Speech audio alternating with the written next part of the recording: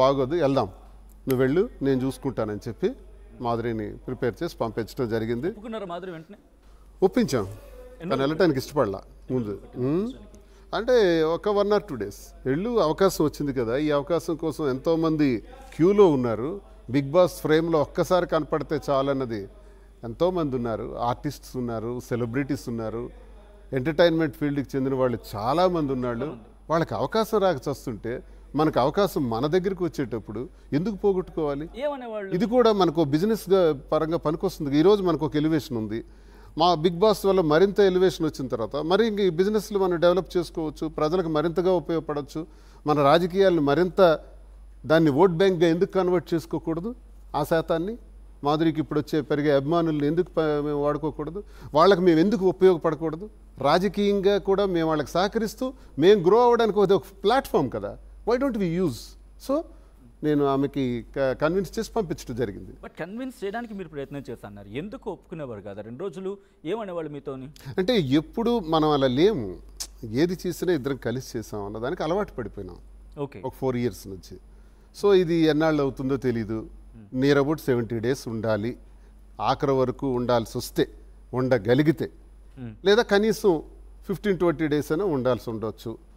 ఇది ఎందుకు అన్నటువంటి పరిస్థితిలో ఆమె వెళ్ళలేను అని నా దగ్గర అనాసక్తితో వ్యక్తం చేస్తే మోటివేట్ చేసి పంపించాను. ఆ రోజు ఏడ్చారు, మీరే ఎమోషనల్ అయ్యారు పంపిస్తున్నప్పుడు. ఏం జరిగింది ఆ రోజు? ఏమన్నారు ఆఖరి మాట బిగ్ బాస్కి వెళ్ళే ముందు? రాజా చుట్టూ మనుషుల్ని పెట్టింది, 10 మంది మనుషులు, 10-12 మంది ఉన్నారు నా చుట్టూ. వండేవాడు, బట్టలు రెడీ చేసేవాడు, తనుంటే ఎలా ఉంటుందో తనొక్కదే ఒక్కవిడే చేస్తుంది అన్ని విషయాలు. ఆ ఒక్కరి బదులు 10 రకాలుగా షేర్ చేసింది. షేర్ చేసి ఉదయం నుంచి రాత్రి వరకు నాతో ఉండేటట్టు వాళ్ళందరినీ ఏర్పాటు చేసి, సెక్యూరిటీని ఏర్పాటు చేసి అన్నీ చేసుకుంటా వెళ్ళింది అనమాట. ఏమంది ఆఖరిగా? వెళ్ళలేనన్నదే ఏడుచుకుంటూనే ఉంది. రాజా నేను వెళ్ళాలనిపించట్లేదు, నాకు నేను ఉండలేను, నా మైండ్ నేను ఉండలేను అన్నారు. లేదని నచ్చజెప్పి అనిపించాను అంతే.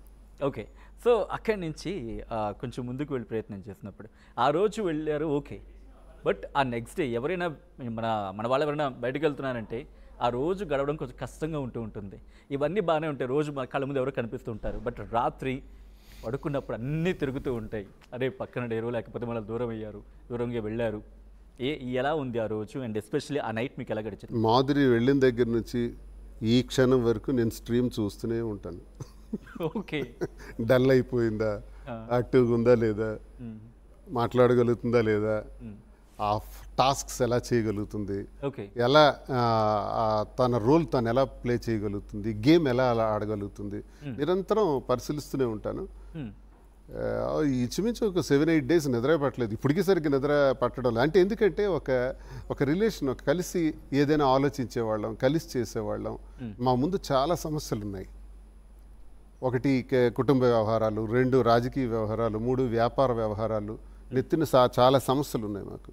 ఇదేం చేసినా ఇద్దరం కలిసి చేస్తేనే అది సక్సెస్. అలా అలవాటు పడ్డవాళ్ళం. ఇది ఇతను నిద్రపోలేదు అంటే ఈయనకి ఏదో అంటే అతను లేకపోతే నిద్ర పట్టదని దీన్ని ట్రోల్స్ చేసే పరిస్థితి నేను చెప్పట్లా.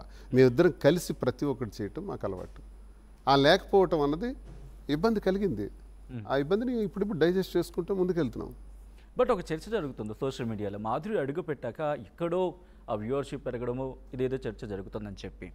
సో ఈ క్రమంలో మాధురి వెళితే ఉంటే శ్రీనివాస్ కూడా అడుగు పెట్టే పరిస్థితి వస్తాయి. వైల్డ్ కార్డ్ ఎంట్రీ ద్వారా శ్రీనివాస్ కూడా ఛాన్స్ వస్తాయి.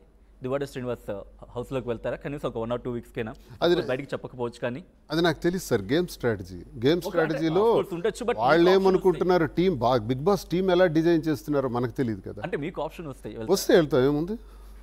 ఇప్పుడు మాధురి ఉన్నారు చాలు, నేను ఉన్నట్టే. ఒకవేళ నిజంగా మీరు అనుకున్నట్టు జరిగితే వెళ్తాం, ఏముంది. ఓకే, తనకి సపోర్టివ్గా వెళ్దాం అనుకుంటున్నారా, లేకపోతే నా గేమ్ నేను ఆడటానికి వెళ్తా. అక్కడ మాధురినే శ్రీనివాస్ గేమ్ అంతే, game success, no relations, no bonds. మేము ఒకటే చెప్పాను, మాధురి బిగ్ బాస్కి వెళ్ళక ముందు బిగ్ బాస్ ఒక లెక్క, మాధురి వెళ్ళిన తర్వాత బిగ్ బాస్ మరో లెక్క అన్నాను. ఎలా చెప్తారు మీరు? ఇప్పుడు చూసారు, మామూలుగా చూసే వాళ్ళందరికీ ఏముంది తను వస్తే అంత ఆషామాషిగా ఏం లేదు. చూసారు కదా, 5 వారాలు ఒక లెక్క, తిని ఎంటర్ అయిన తర్వాత మరో లెక్క. అది విమర్శ, అది చూడలేని తనమా, ట్రోల్సా, పడని వాళ్ళ పడిన వాళ్ళ మాకు అనవసరం. ఓకే టీఆర్పీ అయితే బీభత్సంగా పెరిగింది. ఓకే ఇది నేనన్లా ఆది హైపర్ ఆది మాట్లాడుతూ అమ్మ మాధురి గారు నిలబడమంటే కోపడతారేమో, కూర్చోమంటే కోపడతారేమో, కానీ ఒకటమ్మా మీరు వచ్చిన తర్వాత 5 వారాలు ఒక లెక్క, ఇప్పుడు ఎంత హైప్కి వెళ్ళిందో మీకు తెలుసా అమ్మా ఆయన ఎవరన్నారు? హైపర్ ఆది అన్నాడు, నేనన్లా. ఆయన అన్నమాట నేను రిపీట్ చేస్తున్నా. ఆ రోజు మీ ఎక్స్ప్రెషన్ ఏంటి, మీ లోపల ఏమనిపించింది? అనుకున్నది సాధించామని. బిగ్ బాస్లోకి మేము వెళ్ళేటప్పుడు బిగ్ బాస్ మీద కొన్ని మాట్లాడుకుంటుంటారు, ఎలా ఇందులోనూ నాటకీయత ఉంటుందని, సరిగ్గా గేమ్ ఆడరని, బాండింగ్స్ పెట్టుకుంటారని, రిలేషన్స్ పెట్టుకుంటారని, రిలేషన్స్ ద్వారానే ఇది కరెక్ట్ కాదని రకరకాలుగా వెళ్తుంది. డ్రెస్సింగ్ సెన్స్ కూడా సరిగ్గా ఉండదని. అయితే మేము ఎందుకు వెళ్ళామంటే వెళ్ళినప్పుడే ఒక ఆలోచన చేసుకున్నాం. ఫస్ట్ డ్రెస్సింగ్ సెన్స్, డ్రెస్ బాగుండాలి. అంటే తెలుగింటి ఆడపడుచు ఎలా అయితే చీరలో ఉంటారో చీరలో కనపడాలన్నది మా నిర్ణయం. సరే గేమ్స్ టాస్క్స్ వస్తుంటాయి, గేమ్స్ టాస్క్స్ వచ్చేటప్పుడు దానికి తగ్గ